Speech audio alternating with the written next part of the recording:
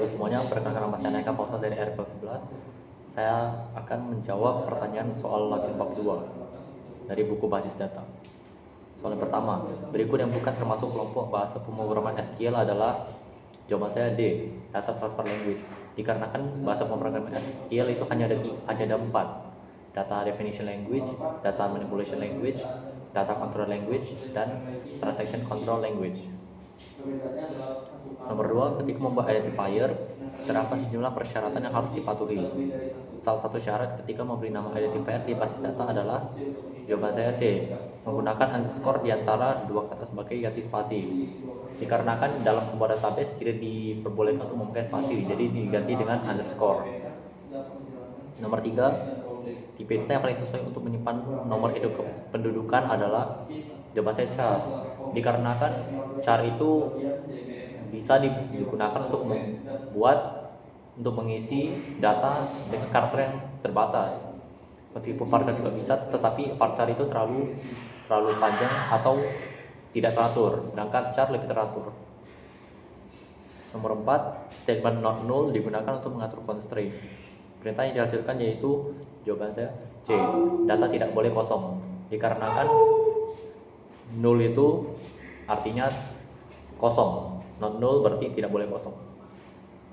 Nomor 5, penerapan domain constraint paling tidak cocok digunakan pada nama kolom berikut, yaitu, jawaban saya E, alamat rumah, karena alamat rumah itu tidak terbatas. Nomor 6, terdapat beberapa perintah yang digunakan untuk melakukan pengaturan pada tabel database. Salah satu perintah untuk mengubah tabel adalah, jawaban saya B, alter table, karena alter table itu digunakan untuk mengganti tabel tersebut. Nomor 7, perintah berikut yang biasanya diikuti sintaks S pada akhir statement adalah, jawaban saya B, create view.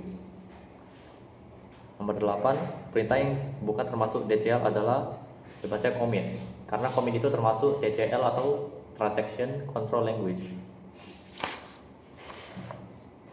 Nomor 9, tipe privilege yang tidak umum diberikan kepada pengguna untuk sebuah tabel adalah, jawaban saya drop table, karena tidak mungkin seorang pengguna mendrop sebuah tabel atau menghapus sebuah tabel.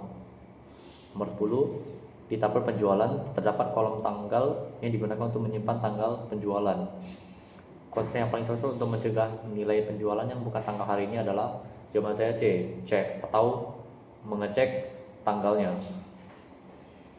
Lalu esai nomor 1, jelaskan perbedaan dari masing-masing kelompok SQL, DDL, DML, DCL, dan TCL.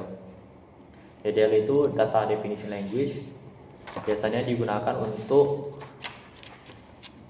mendefinisikan data pada basis data, seperti membuat database, membuat tabel, mengubah tabel, menghapus tabel, dan lain-lain. Lalu DML itu Data Manipulation Language, biasanya digunakan untuk mengubah atau menambahkan isi data pada tabel. Baru DCL itu Data Control Language, biasanya digunakan untuk mengendalikan hak akses pengguna. Lalu TCL itu Transaction Control Language, biasanya digunakan untuk transaksi. Nomor 2, jelaskan perbedaan tipe data varchar dan char serta penggunaannya masing-masing. Varchar itu digunakan untuk kolom yang jumlahnya tidak terbatas, dengan maksimalnya itu 255 karakter, sedangkan char lebih pendek dan karakternya tertentu. Lalu nomor 3, jelaskan perbedaan constraint required data dengan domain constraint. Constraint required data berarti sebuah nilai basis data itu harus ada dalam kolom sebuah record, baru ditambahkan ke dalam tabel dan tidak boleh kosong. Sedangkan domain constraint berarti setiap kolom di tabel mempunyai nilai domain yang bisa didefinisi. Nomor 4, jelaskan perbedaan dan persamaan constraint primary key dan unique. Primary key dan unique memiliki persamaan yang sama, yaitu untuk memastikan keunikan sebuah data. Lalu perbedaannya itu, primary key itu hanya boleh satu di sebuah tabel, sedangkan unique boleh lebih dari satu. Nomor 5, mengapa tidak semua DBMS dapat menjalankan statement commit dan rollback? Jelaskan. Karena tidak semua DBMS mendukung rancangan transaksi secara penuh. Sekian dari video saya, terima kasih.